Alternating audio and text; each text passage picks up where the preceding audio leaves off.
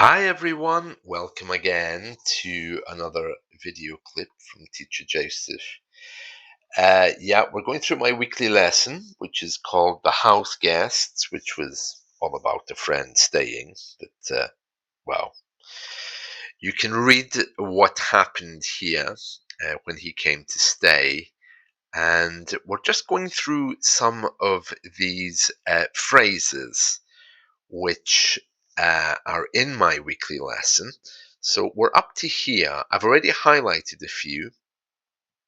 And today and tomorrow we'll be finishing this. And then on Friday, as usual, we'll talk about ways of reading it better. Okay, so it says here, you have a lovely place, he snorted.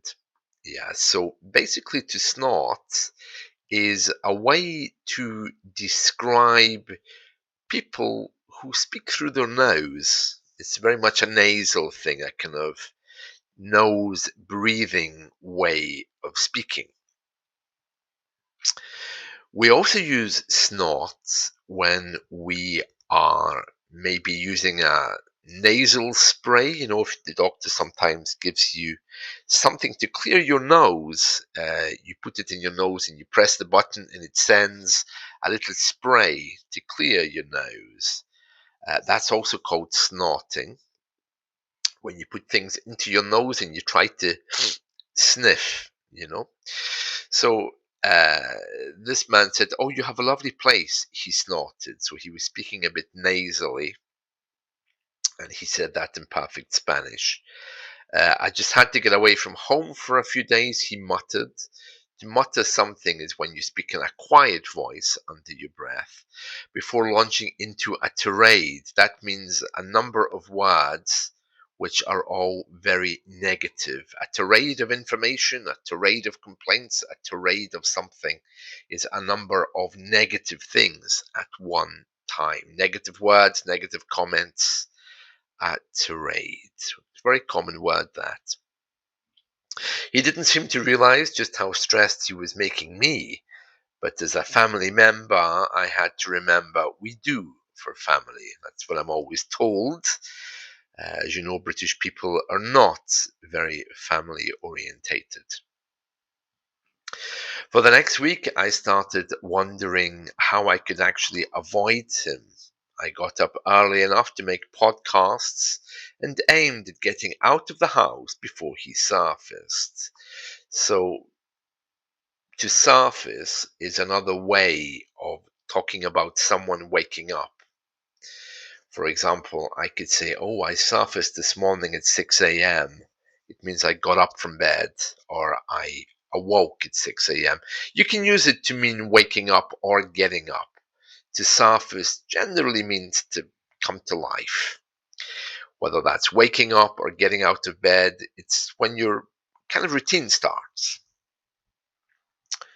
Okay, so I was fairly successful most days avoiding him, only returning when it was time to start work online. I look back at times gone by when getting to know people seemed easier, but this person I felt I didn't know well, and that made me uncomfortable despite having been in his company many times. Yeah, that's a bit of an issue these days. People are so wrapped up in themselves that there's some people out there who just can't seem to move on or express themselves well.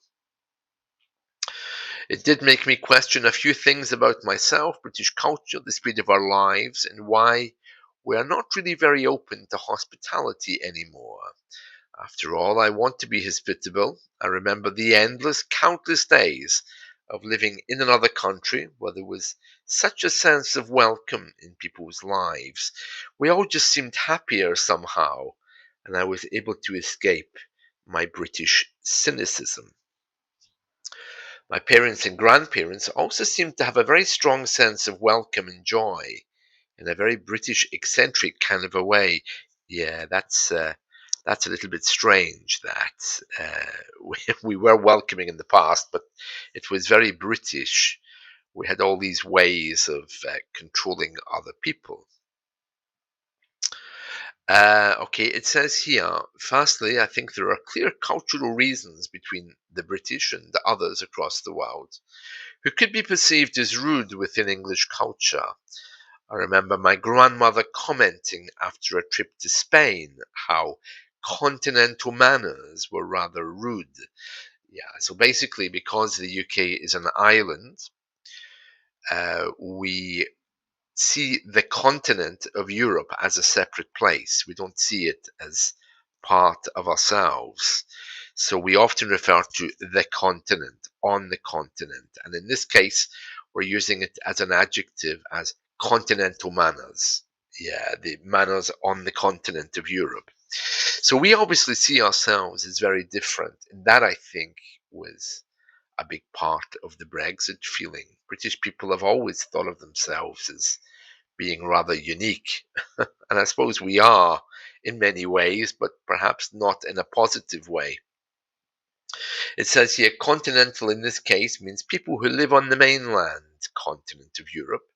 Remembering, of course, Britain is an island. This guy had a voice like a foghorn. Yeah, that means a very loud voice. If someone has a voice like a foghorn, it's very, very loud. A foghorn is the horn they use on the boat when they're going through the fog to let the other boats know that they're in proximity. Well, I suppose they do GPS now, don't they? I suppose to work out where other boats are.